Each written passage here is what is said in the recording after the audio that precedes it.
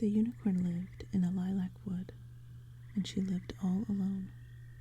She was very old, though she did not know it, and she was no longer the careless color of sea foam, but rather the color of snow falling on a moonlit night. But her eyes were still clear and unwearied, and she still moved like a shadow on the sea. Unicorns are immortal. It is their nature to live alone in one place, usually a forest, with a clear pool that will tell them they are the most beautiful creatures in all the world, and magic too. They are a little vain, because all of that is true. She wandered all day among the great beech trees, keeping watch over the animals that lived in the ground and under bushes, in nests and caves, earths and treetops. They hunted and loved and had children and died, and as the unicorn did none of these things, she never grew tired of watching them. I mislike the feel of this forest. Creatures that live in a unicorn's wood learn a little magic of their own in time, mainly concerned with disappearing. We'll find no game here. Unicorns are long gone, if indeed they ever were. This is a forest like any other. Then why do the leaves never fall here, or the snow? I tell you, there is one unicorn left in the world. Not in the reign of 3 kings has there been even a whisper of a unicorn seen. Not in this country, or any other. You know no more about unicorns than I do, for I've read the same books and heard the same stories, and I've never seen one either. My great-grandmother saw a unicorn once. Oh, indeed, and did she capture it with a golden bridle?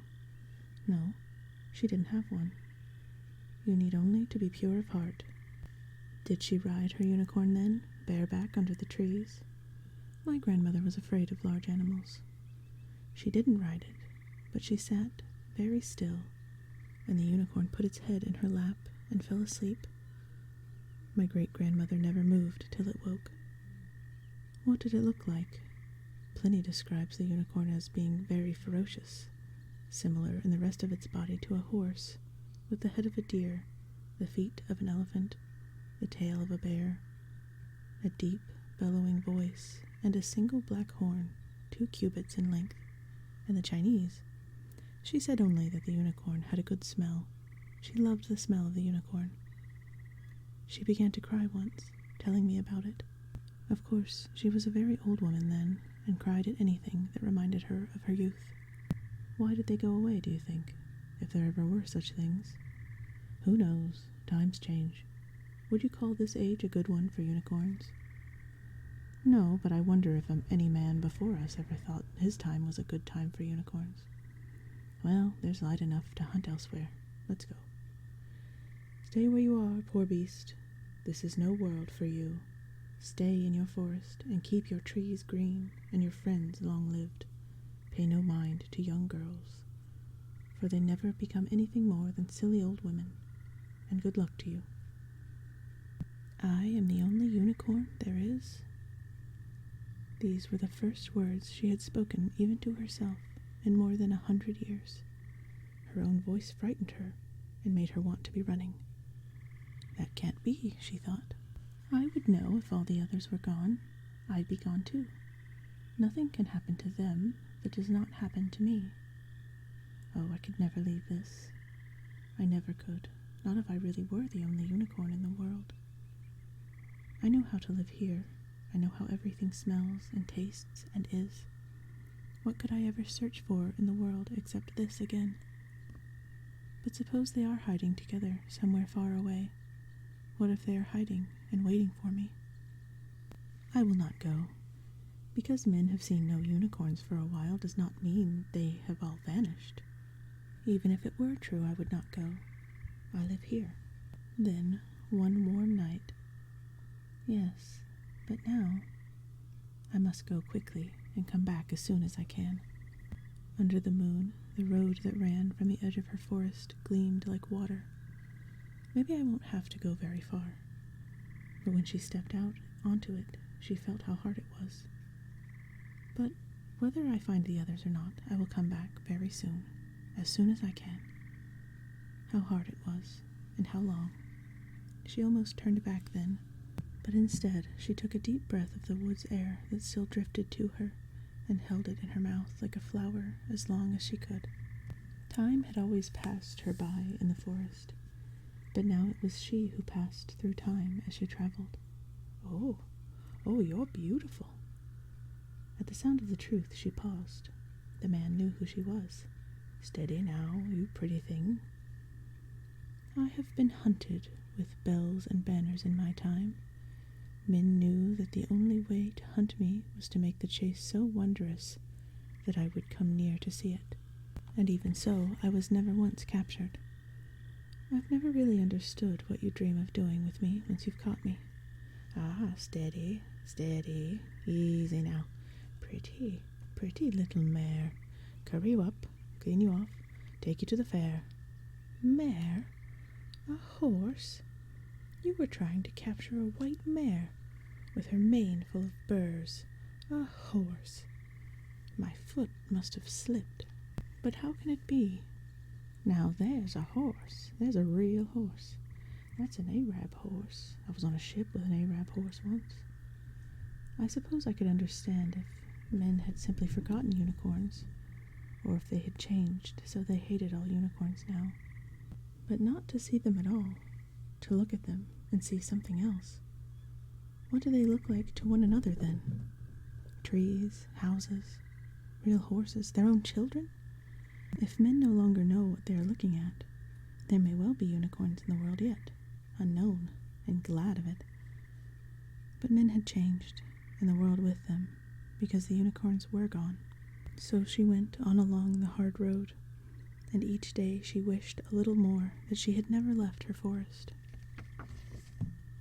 Yes, but now, I am a roving gabbler, how do you do? Butterfly, what are you doing out on such a windy day? You'll take cold and die long before your time. Death takes what man would keep, and leaves what man would lose. Blow wind and crack your cheeks. I warm my hands before the fire of life, and get four-way relief. Do you know what I am, Butterfly? Excellent. Well, you're a fishmonger. You're my everything. You are my sunshine. You are old and grey and full of sleep. You are my pickle-faced, consumptive Mary Jane. Your name is a golden bell hung in my heart. I would break my body to pieces to call you once by your name. Say my name then. If you know my name, tell it to me. Rumpelstiltskin. Gotcha. It serves me right. Expect a butterfly to know your name. All they know are scraps of songs and poetry and anything else they hear. Won't you come home, Bill Bailey? Won't you come? Buckle down, wine sock. Go and catch a falling star. Clay lies still, but blood's a rover. They mean well, but they can't keep things straight. And why should they? They die so soon. Unicorn, Old French, unicorn, Latin, unicornis, literally one horn, unus, one, and cornu, a horn, a fabulous animal, resembling a horse with one horn. Oh, I am a cook and a captain, bold and mate of the Nancy brig. Has anybody here seen Kelly? Oh, you do know me. Butterfly, if you really know who I am, tell me. If you have ever seen anyone like me, tell me which way I must go to find them. Where have they gone? Butterfly, butterfly, where shall I hide? The sweet and bitter fool will presently appear. Christ, that my love were in my arms, and I in my bed again. Please, all I want to know is that there are other unicorns somewhere in the world. Over the mountains of the moon, down the valley of the shadow ride, boldly ride. No, no, listen. Don't listen to me, listen. You can find your people if you are brave. They passed down all the roads long ago, and the red bull ran close behind them and covered their footprints. Let nothing you dismay, but don't be half safe. The red bull? What is the red bull? Follow me down, follow me down, follow me down, follow me down.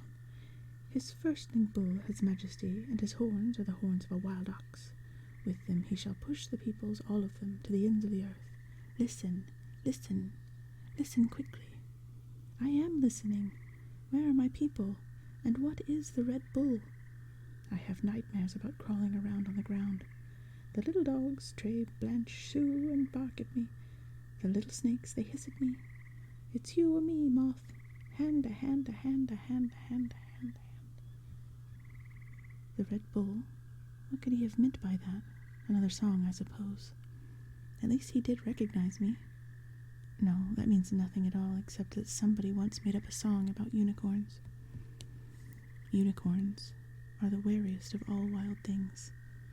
So if she had not gone to sleep dreaming of home, she would have roused at the sound of footsteps muffled in rags. Quickly now, quickly. And here I thought I'd seen the last of them. What did you see, Rook? Dead horse? No, not dead. Give it to the harpy, or the manticore. You're a fool. And what about you, juggler? Me? A horse. A white mare. A white mare. There's this manticore. Man's head, lion's body, tail of a scorpion, captured at midnight eating werewolves to sweeten its breath. He's a dragon, breathes fire now and then, speaks 17 languages badly, and is subject to gout. Creatures of the night, brought to light. The unicorn hardly heard him. Her body shrank from the touch of the iron bars all around her. The bars of her cage never stopped whispering evilly to one another in clawed, pattering voices. Tell me what you see. Look at your fellow legends, and tell me what you see. Who are you? My name is Schmendrick the magician. You won't have heard of me. But what do you see? Gatekeeper of the underworld, 3 heads, and a healthy coat of vipers, as you can see. It's only a dog. It's a hungry, unhappy dog with no coat. Are they blind? Look again. Last seen above ground in the time of Hercules, who dragged him up under one arm. But we lured him to the light again, with promises of a better life. Cerberus. Look at those 6 cheated red eyes. You may look into them again one day. The dragon is a crocodile. The manticore is an ordinary lion. The satyr is an old ape with a twisted foot. The time draws near, Ragnarok. On that day, when the gods fall, the serpent of the Midgard will spit a storm of venom at great Thor himself, till he tumbles over like a poisoned fly. And the Midgard serpent is a boa constrictor. Spells of seeming, not making. I knew the old whore wouldn't dazzle you with her 2-penny spells. She can't turn cream into butter, but she can give alliance the semblance of a manticore to eyes that want to see a manticore there. Eyes that would take a real manticore for a lion, a dragon for a crocodile, and a unicorn for a white mare. I know you. Who are you? I do sleight of hand for the crowds. I've had worse jobs, and I'll have better. Arachne of Lydia. Guaranteed the greatest weaver in the world. Her fate's the proof of it. She had the bad luck to defeat the goddess Athena in a weaving contest. Athena was a sore loser, and Arachne is now a spider, created only for Mummy Fortuna's midnight carnival by special arrangement. But really, just a simple spider's web, almost colorless, and does not, in fact, hold the world together. Yet she's not like the others. But no credit to Mummy Fortuna. The spider believes. She sees the galaxies she weaves and thinks she's done them. This one is real. This is the Harpy Seleno. Sister of the rainbow, believe it or not. Her name means the dark one, the one whose wings blacken the sky before a storm. The old woman caught her by chance asleep, as she took you, but she should never have done it. Mommy Fortuna's craft is just sure enough to hold the harpy, but her mere presence is wearing all Mommy Fortuna's spells so thin, and the truth melts her magic. You need to be free when she frees herself. She mustn't catch you caged. I dare not touch the iron. My horn could open the lock, but I cannot reach it. I cannot get out. Fear nothing. For all my air of mystery, I have a feeling heart. Whoops. Don't be afraid. Schmendrick is with you. Do nothing till you hear from me. The unicorn. She heard hearts bounce and breath going backward. She thought of the hunter's great-grandmother. She wondered what it must be like to grow old and to cry. Most shows wouldn't dare, for what could they possibly present after a genuine unicorn? But Mommy Fortuna's Midnight Carnival holds one more mystery yet. Behold her. Behold the last. The very end. Behold Ellie. What is plucked will grow again. What is slain lives on. What is stolen will remain. What is gone is gone. No hero can stand before her. No god can wrestle her down. No magic can keep her out or in, for she's no prisoner of ours. Even while we exhibit her here, she is walking among you, touching and taking. For Ellie is old age. Don't leave, sir. Don't you want to hear about the satyr? What is sea-born dies on land, soft is trod upon. What is given burns the hand. What is gone is gone. I always enjoyed that. I always do. I guess I'm just stage-struck at heart. You better check on that damn harpy. I could feel her working loose this time. Get rid of her before she scatters us across the sky like bloody clouds. She thinks about it all the time. I can feel her thinking about it. Fool, be still. I can turn her into wind if she escapes, or into snow, or into 7 notes of music. But I choose to keep her. No witch in the world holds a harpy captive, and none ever will. I would keep her if I could do it only by feeding her a piece of your liver every day. Oh, that's nice. What if she only wanted your liver? Feed her yours anyway. Harpies aren't bright. Not yet. Not yet. You're mine. If you kill me, you're mine. Not yet. Not yet. Whatever your friend the magician may say, I must have some small art after all. Do not boast, old woman. Your death sits in that cage, and she hears you. Yes, but at least I know where it is. You were out on the road hunting for your own death, and I know where that one is, too. The Red Bull. Where can I find the Red Bull? The Red Bull of King Haggard. Well, he'll not have you. You belong to me. You know better. Free the harpy while there is still time, and set me free as well. Keep your shadows. I'd quit show business first. Do you think that was my dream when I was young and evil? You'd do much better to stay with me and be false, for in this whole world only the Red Bull will know you when he sees you. I couldn't get away any sooner. She set Rook to watch me, and he hardly ever sleeps. But I asked him a riddle, and it always takes him all night to solve riddles. I knew you for a unicorn when I first saw you. I know that I am your friend. But you take me for a clown, or a clod, or a betrayer, and so must I be if you see me so. I think you are my friend. Will you help me? If not you, no one. You are my last chance. For I am Smendrick the magician, the last of the red-hot swamis, and I am older than I look. He spoke 3 angled words, and the cage disappeared. Her heart turned light as smoke, and she gathered up the strength of her body for a great bound into the sweet night. But she let the leap drift out of her, untaken. The bars are still here. I'm sorry. I would have liked it to be the spell that freed you, but this is a surer spell. Lo, the bars are as brittle as old cheese, which I crumble and yeah. Well, then this. A scratching of flinty phrases this time. Something grey and grinning. Something like a bear, but bigger than a bear. Something that chuckled muddily came limping from somewhere, eager to crack the cage like a nut and pick out bits of the unicorn's flesh with its claws. Something that would not be ordered back into the night. Then the harpy stirred. The grey shape turned what must have been its head and saw her, and made a foggy sound of terror as it vanished. I called him up one other time, long ago. Couldn't handle him then, either. I'll try once more.